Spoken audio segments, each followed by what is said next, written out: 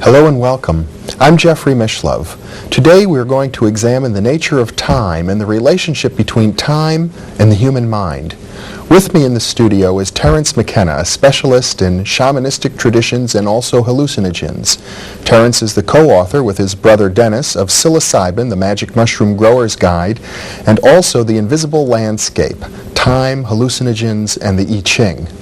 In addition, he is the developer of a computer software program called TimeWave Zero and is the founder of Botanical Dimensions, a non-profit organization devoted to preserving hallucinogenic plants as used by native peoples throughout the world.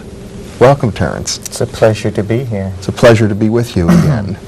You know, shamanistic peoples and early peoples throughout the entire world have all been involved in systems of what we call divination. It could be throwing bones or using the I Ching or looking at the entrails of animals or clouds of smoke, but each system seemed to involve some sort of a unique way of linking the human mind with the very nature of time itself in order to understand cycles of time and understand perhaps even to predict the future. Yes, well, it's certainly true that pre-literate and Aboriginal peoples have had an obsession with time. However, it's an obsession shared by the historical societies as well. Time seems to be the dimension about which we have the greatest anxiety, perhaps because it's the dimension into which we see with the least clarity. Numerous peoples throughout the world have dealt with this lack of clarity as far as time is concerned by developing various methods of divination or sortilege, as it's called. The Maya to this day practice sortilege of a very complicated sort in the highlands of Guatemala. African peoples have complex divinatory systems. And we don't have to even mention the enormous sales of the I Ching and tarot decks and astrology products here in the United States. Yes, the I Ching is the divinatory system ne plus ultra. It seems to very early have captured the imagination of Western Orientalists James Legge and Richard Wilhelm. Their translations made it available to the Western world, and the psychologist Carl Jung, in inventing and discussing the phenomenon that he called synchronicity, popularized the I Ching by using it as an example of this particular phenomenon. And I know in the literature today, especially in transpersonal psychology, there are many psychotherapists who use the I Ching as a regular part of their practice, and parapsychologists have found striking evidence that the coincidences of tossing the coins in the I Ching do have psychological validity. Yes, well, the thing which amazed me about the I Ching and caused me to become so deeply involved with it is this fact that it seems to work against all rational expectation. The carrying out of this random ritualistic activity seems then to give a reading which is in fact applicable to the unique situation. Now, Jung's explanation of this was what he called acausal connectedness or synchronicity. This was simply the idea that it was possible for there to be a coincidence of congruence between an internal state, a psychological state, and an exterior event. An obvious example of this would be you think of someone you haven't thought of for years, and an hour later in the mail a letter arrives from them. And Jung was fascinated by these kinds of apparent coordinations of the interiorized psychic sphere and the exterior three-dimensional objective world. My approach was went somewhat deeper than Jung's in that I felt that I had looked at many divinatory systems with the notion that I was looking at artifacts of culture, productions of the human mind that were to a large degree arbitrary. my involvement with the I Ching led me very slowly and reluctantly to the conclusion that this was not simply a product of a cultural mentality or the stance of a particular people in a time and a place, but rather that the ancient Chinese had somehow gotten a leg up even on modern physics and had produced a theory about time that was in fact objectively possible to correlate with our own experience. In other words, a theory of time much more akin to a physicist's description of it than a shaman's description of it. And you mentioned in your introduction this time wave zero software that we've developed. What we've done is simply to formalize the notion of the Tao, to make a deep study of the mathematics inherent in the structure of the sequence of the I Ching. See, most people are quite familiar with the fact that the I Ching is composed of hexagrams. Hexagrams have 6 lines. They may be broken, they may be unbroken. Less well known is the fact that there is a very ancient tradition, even before the Han Dynasty, of a particular sequence being the correct sequence. It's called the King Wen sequence. And while it has been agreed upon by all scholars commenting on the matter that the King Wen sequence is somehow primary, no one had ever explained how it was ordered. You mean the order of hexagrams from 1 to 64? That's correct. Why is the first one the hexagram with all solid lines? Why is the second one the hexagram with all broken lines? And so forth and so on. I carried out an exhaustive mathematical analysis of the properties of the King Wen sequence and reached a number of conclusions such as it is not a random sequence. It was very, very carefully constructed to conserve certain mathematical goals. For instance, the number of lines that break as you transit from one hexagram to another is arranged and controlled in such a way that when you're all done, you have a ratio of even to odd of 3 to 4. Yet this is achieved without any breakages, first order of different breakages of magnitude 5. Now you're beginning to lose me a little bit. Yes, well, what this all means very simply is that the King Wen sequence was constructed by minds the equal of research mathematicians working in the world today. It sort of reminds me of the builders of the great Greek temples who used the mystical rectangle. Proportion and symmetry seems to be the central concern here. You see, we have inherited from our fascination with Eastern philosophy the idea of Tao. And Tao in the East is a concept which antedates the introduction of Buddhism into China by many, many centuries. Tao is the notion of a flux which comes and goes, a transient medium which builds structures up and pulls them apart according to its internal dynamic. Now, because these notions were introduced to the West by mystics and philosophers and people with an interest in metaphysics, it wasn't immediately grasped that a philosophy of this sort could be a mathematical formalism. That if we're talking about a medium which comes and goes, we're talking about a wave mechanical phenomenon. Well, science in the West for the past 150 years has developed a powerful set of techniques for dealing with wave phenomena. And you seem to be suggesting then that the 64 hexagrams of the I Ching, in their mathematical relationship one to the other as you go through the sequence, describes a wave form. A wave form which is experienced in the world by human beings as time and history.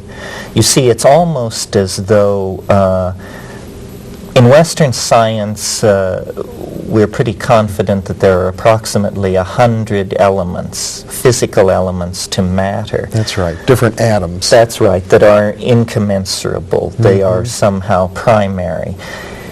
The Chinese looked not at the world of matter, energy, and space, but the world of time, and carried out a very rigorous analysis of their own perception, and discovered to their amazement that time is actually composed of elements. And as we have then, if I can extrapolate from what you're saying, the periodic table of elements in Western chemistry, which defines not just 100 elements, but a relationship between them, cycles and patterns. Bonding relationships, that's right. Families of That's chemicals. right. So we have, in other words, families of ways of looking at time.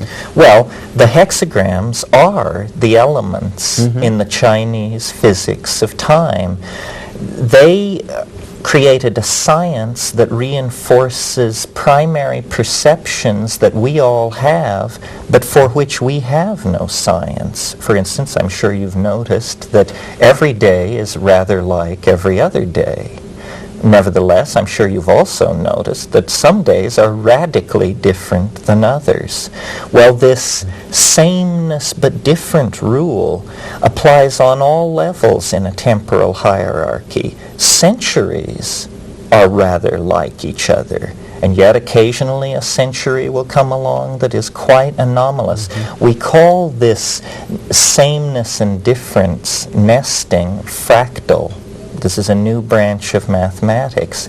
And quite simply, what the Chinese discovered circa 3000 BC was the fractal nature of time, that the rules of expression of temporal elements which govern the rise and fall of dynasties also govern the rise and fall of love affairs and moods. Now, you're describing this in mathematical terms, and I'd like to come back and ask you to define the term fractal in a moment, but I'm also curious about how you seem to be going back and forth between something purely quantitative and something qualitative.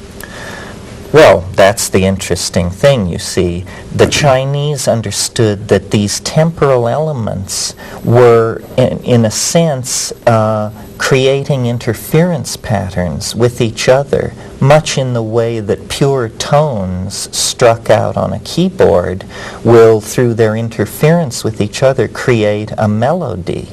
So that, for instance, if I find myself sitting in Hadrian's hamburger joint enjoying a burger, by this theory, there would actually be a relationship between that act and the Emperor Hadrian's campaigns in Britain before the fall of the Roman Empire. This is the amazing thing which James Joyce used and understood in the construction of his literary works, that a man leaving his home in Dublin on a day in 1905 to buy kidneys to fry for breakfast is in some mysterious way actually repeating the peregrinations of the hero Odysseus around the Mediterranean in his campaign to destroy Troy and return to his faithful wife. Allegory is what we're talking about, but allegory has never been taken seriously by science. Analogical reasoning is definitely déclassé in the better laboratories. But in this ancient Chinese way of looking at things, everything was caused by its analogical resonances with past and future events which had the same temporal elements embedded in them.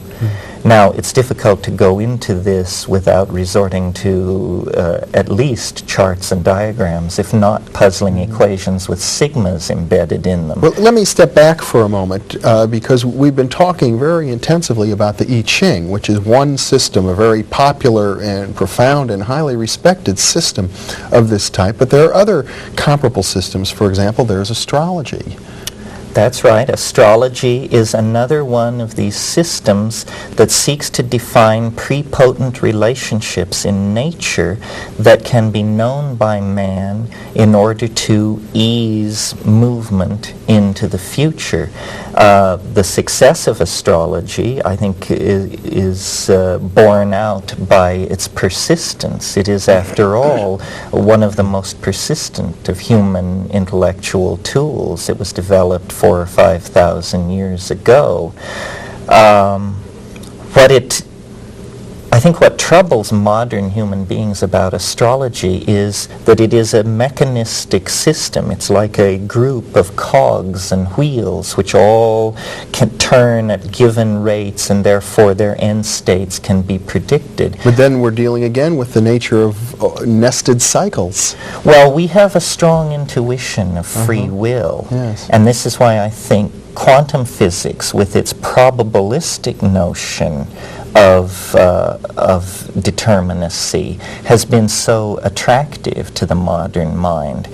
My conclusions looking at the I Ching have been that it is not possible to know the future, for if it were possible to know it, life would be a determinism and thinking would be divorced from meaning, and we would be out of business. But what is possible to know about the future is levels of novelty which future states will fulfill by the happenstance of unpredictable events. Now, this is a formal way of saying we know where the road goes, but we don't know what the scenery looks like. I think where the future is concerned, we can know where the road goes, but we cannot know what the scenery will look like. People who have looked at my theory have said, well, these time maps that your computer draws, you're trying to get rid of the future.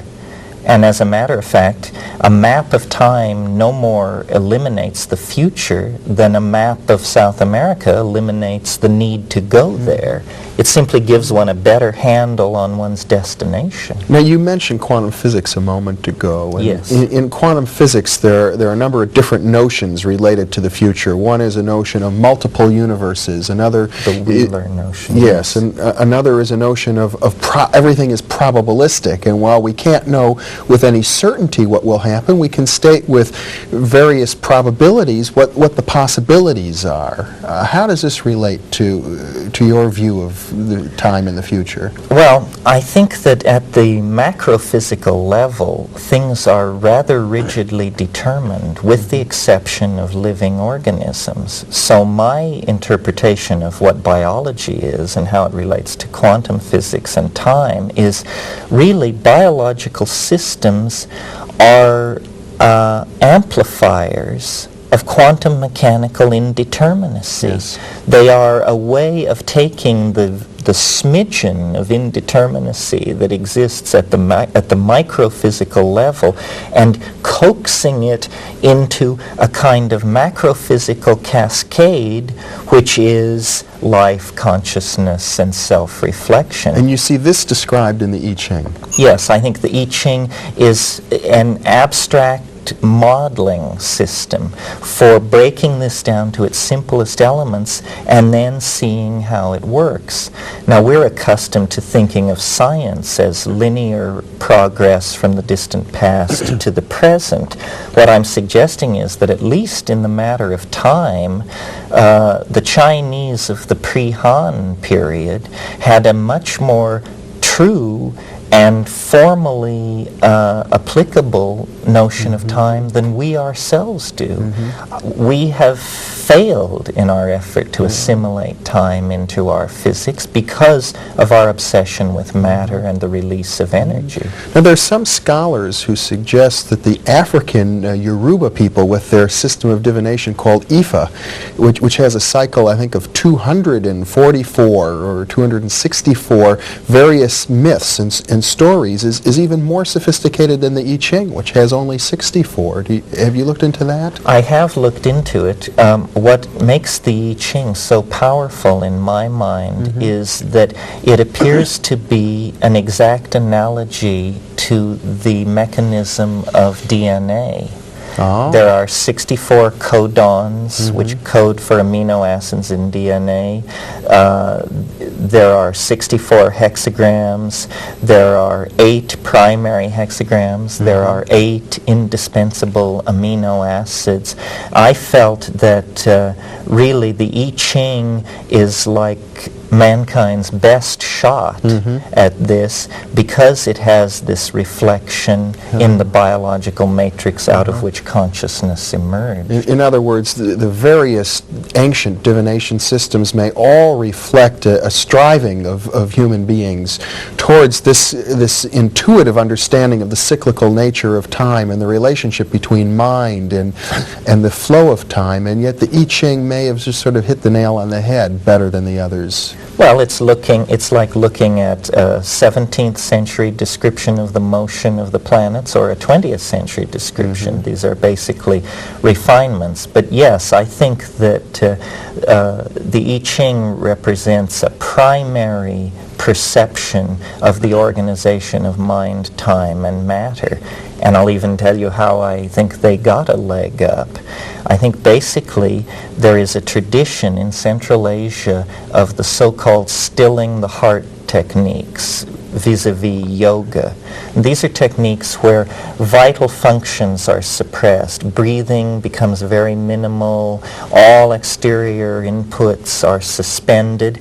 And eventually, I think the Chinese sages who practiced this form of meditation noticed a flux at the center of the stillness, which they called Tao, and which they set out to phenomenologically describe, not knowing whether it was physics, organism, or deity.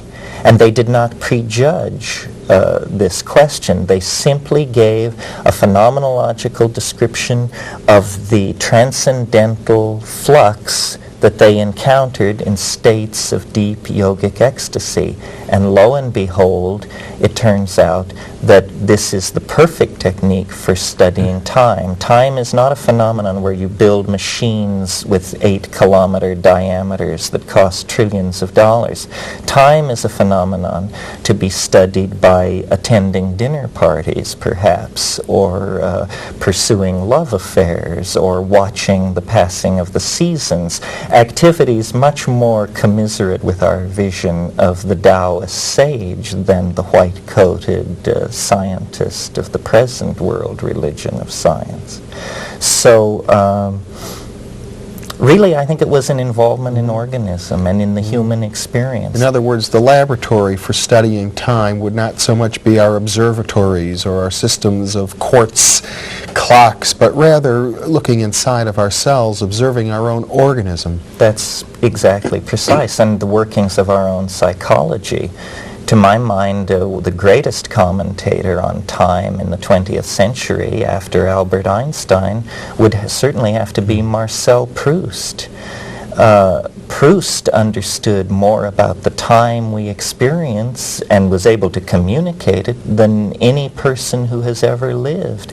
And that's within the confines of what most people consider a fairly effete, highbrow literary project. Swan's Way. Well, the entirety of Remembrance of Things Past. Yes. Yeah.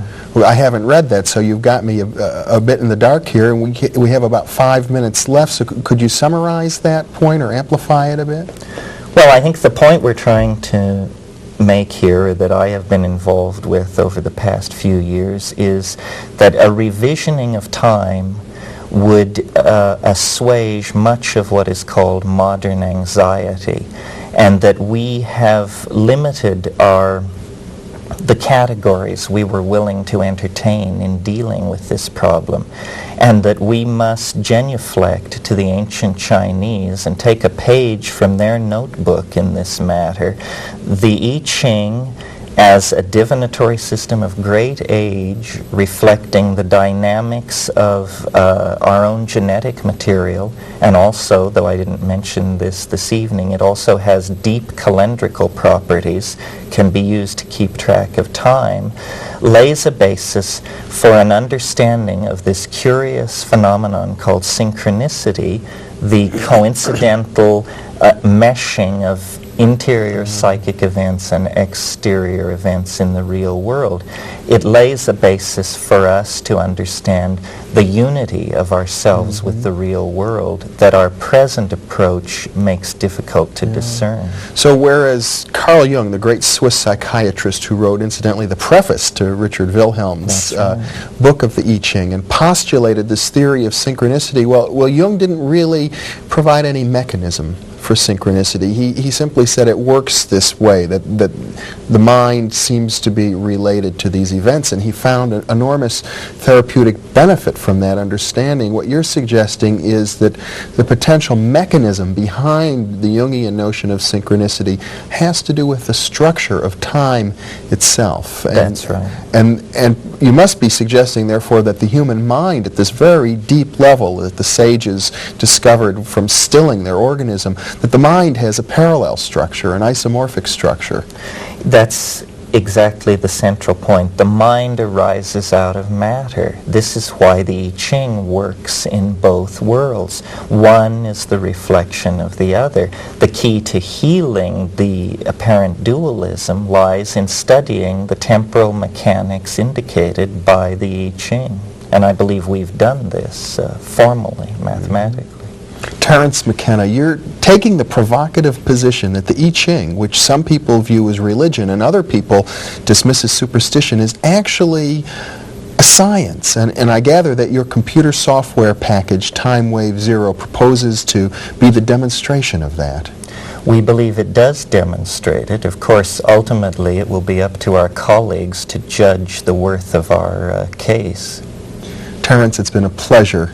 Thank you very much for being with me. Well, it's been a pleasure to be here, Jeffrey, and discuss this with you. It's not an easy subject, believe me. And thank you very much for being with us.